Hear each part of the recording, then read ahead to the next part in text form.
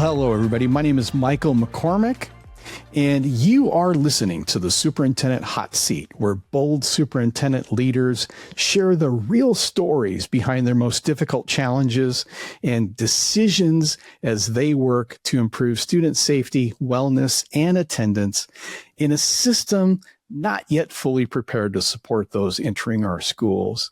Today, I am delighted to have Superintendent Terrence Davis with us. And Terrence, welcome to the podcast. Hey, I am so honored to be on the podcast. I've seen it. I've listened to some of my colleagues, and I'm ready. I'm ready for the conversation to kind of light this up and just bring the real of what's happening, behind the scenes, if you will. I love it. Give us that little peek into what's going on.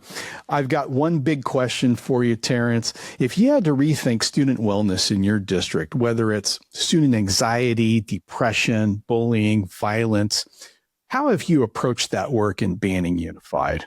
Yeah, if I had to think about it again, going back, because I have a long history of how mental health came into the system years ago, is actually the counties that would provide the services. And then that shifted to school districts quite some time ago.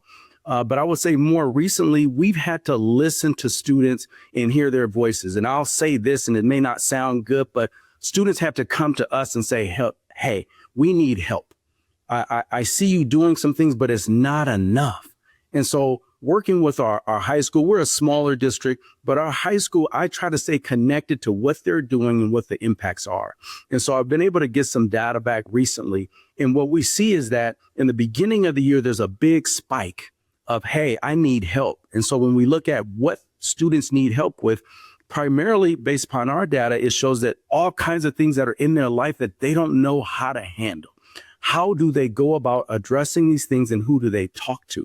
And the other big spike comes right when they come back from winter break. That's like a 2-week, 3-week period. There's a lot of things that are going on, and it seems like students may not know how to process it, what strategies are available. So that's what we're really working on. We're really working on how do we ensure we're listening to students to make sure that they have access. And this is the last thing I'll say, Mike, is that the high school principal created this wellness center about 3 years ago, and he was really excited about that. But at the time, it was really for those tier 3 students. Maybe they were eligible for services through special education, but it wasn't enough. And so what we had to do is we had to hire additional staff, tweak things with our social workers, our MFTs, and our psychologists and counselors to say, hey, our student body overall needs more support. And so we really ramped it up. And what we saw was like the floodgates were open. Students knew where it was and how to come in and get help, to then develop some strategies on how to do a better job of processing real life. And that's the thing that I think sometimes as adults, we don't get. We're dealing with things on our own, but we're not quite sure what students really deal with. And you only know that when you listen to them. Yeah, it's like sometimes you're a bit afraid to ask the question because you will get the honest response. At least that's been my experience with, everybody from my own children to the kids that I've served. And so if you're a student in Banning, what are you kind of doing from a systems perspective so that students can say, I feel connected to this school in my district, or I feel connected to this district? What are some of the things that you feel like kids are excited about?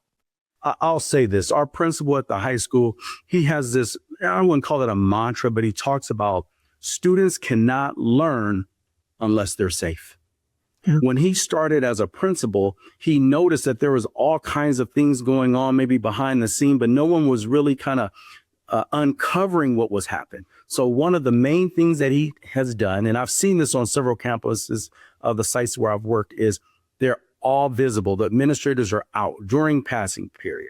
They know the students, they engage with them, they know their names. That way students are much more open to having those conversations. And then they keep track of certain students. Like, we know Jackson had an issue, let's follow up.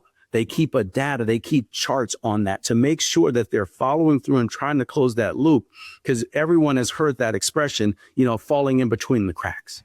And so this is, how do we not have students fall between the cracks? And it's really ensuring that we know who students are, what the challenges are, and how we follow back up on them. And that's really helped us.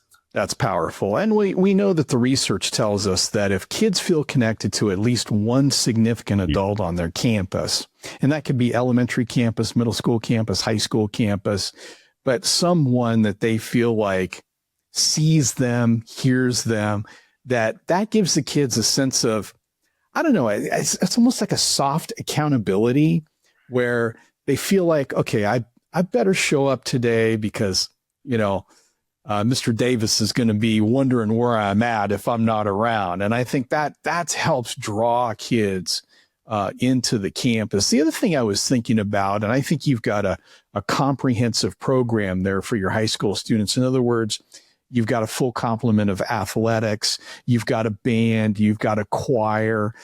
You've got, I'm sure, clubs and organizations for the kids to participate in. And to me, all of those things make a difference. And then I'm guessing, like a lot of schools and districts across the nation, you've probably got some career and technical education classes that the kids are excited about. Can you talk about some of those as examples? Yeah. Let me start with this, because I should have mentioned this earlier. One of the things about Banning and Banning High School is that we have a lot of alumni who want to come back and serve our students. In our population, I mean, probably every school district thinks that their population is very unique, and it probably is.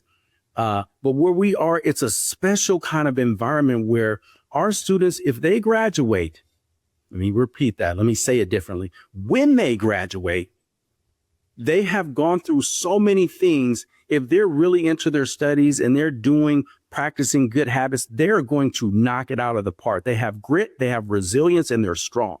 And so when we have our alumni come back to be teachers, it's almost like they see our students. They know who they are. They know what they've been through because they were those students themselves. And that has really helped us kind of turn the corner and let students know we see you, we're here for you. The other thing is we're relatively new in a couple of CTE programs that we have. We built 5 years ago a brand new construction trades building.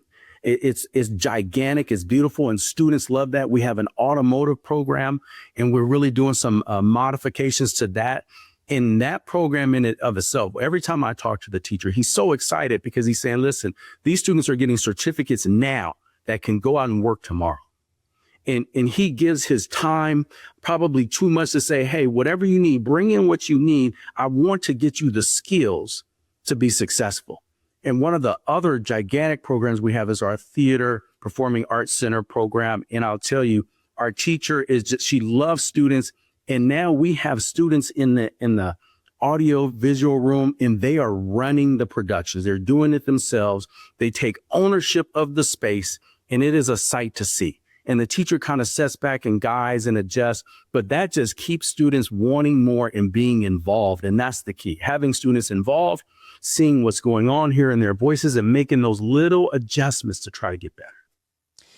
Yeah, I mean, I absolutely, I applaud you for having so many things that the kids are frankly excited about. And the other thing too is that you've got caring, passionate teachers that they that enthusiasm is infectious. The enthusiasm that they have for their profession and the things that they're working on with kids makes a huge difference. I want to take just a moment to comment on the power of something you talked about, which was this idea where you've got students who have graduated from your high school in your community and gone off to college. And then they have chosen to come back and serve in the community that helped raise them. And I just think there's something so powerful and so special. But I like to call those the OGs, the ones that have the originals who have, because they carry a certain amount of street credibility with the students that they serve now, because they can say, hey, I've walked in your shoes. I've been on your side, so to speak. And I just think that there's a level of gravitas that comes with the adult who is now coming back and like I say, choosing to serve in the community that they were raised in. And I think there's something very special about that. And the more that you can kind of reinforce that cycle of kids graduating and then coming back to be in service, I think is really powerful for the community. Yeah. And let me just share this thought. When I started in Banning, it was during the pandemic. So kids weren't in the space. And so that end of that year, I think that was the end of the 2021 school year, we had several teachers retire who had been here for a while. And I met with all of them because I was still learning the district and the people. And one of the things that stood out to me, meeting all of our educators, is that they're here for the right reason. And they felt, I don't want to say bad, they were moving on to a different journey, but their heart was still here and bleeding for the students because they understood that our students need an adult that sees them and connects with them to keep them moving forward. And that was just a great place for me to start in a district, feeling that was the tenor and culture of how we see our students. And I think we still try to feed that and keep that momentum going to make sure that there is connection between our staff and our students. Yeah, very powerful. Kudos to you. And I know that sometimes as the superintendent of the school district, you're the chief culture officer, you're the chief communications officer, you're the chief marketing officer. I mean, there's a lot of hats that you wear. And so kudos to you, Terrence, for doing a great job. Well, we're going to pause right here for a quick 30-second break from for a message from our producer, School Beat, which is the only SEL platform both educators and students truly love, with low-lift, Netflix-style, choose-your-own-adventure lessons featuring real kids navigating real-life challenges, daily wellness check-ins, and real-time insights into what students really feel. School Beat is where every heart has a voice and every voice has a beat.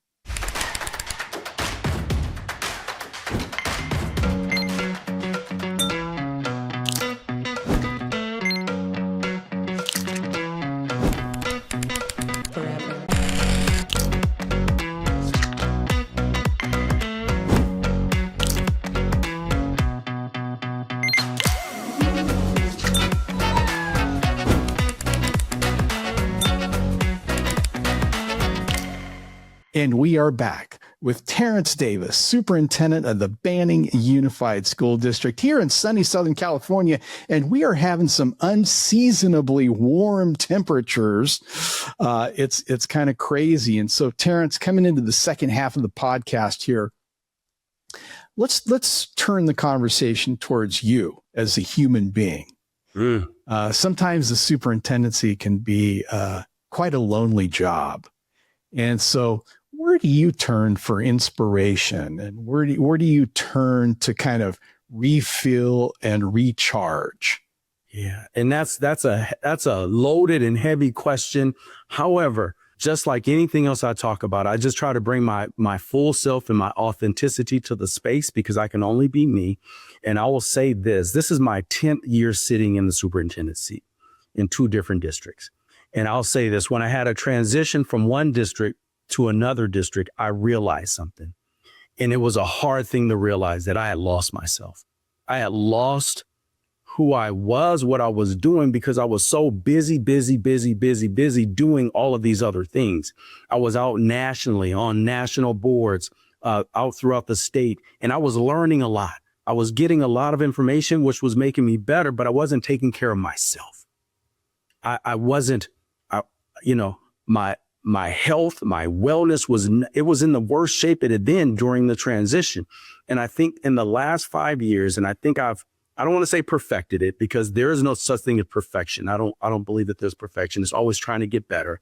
It is now I have some habits in place that sustain me for those tough times when I get knocked down. I don't know, Mike. I probably do know, because I know you very well.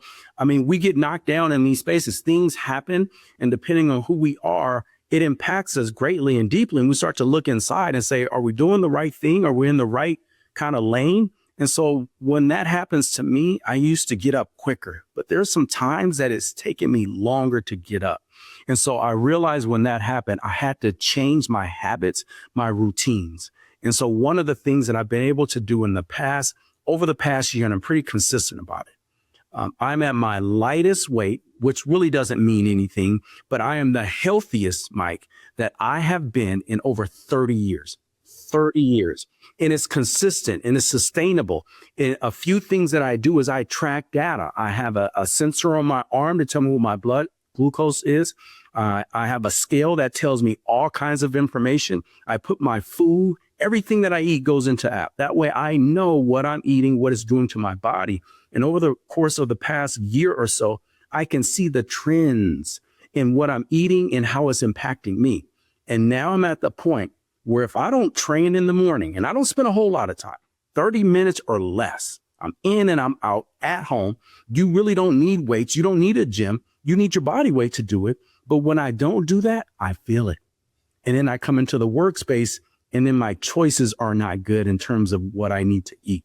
And so for me, I've had to create a system or systems, just like we would in our workspace, for my body and myself to keep that wellness moving. And I will tell you, it has really drastically changed me as a human being, but more importantly, it's changed the work that I do every day at work.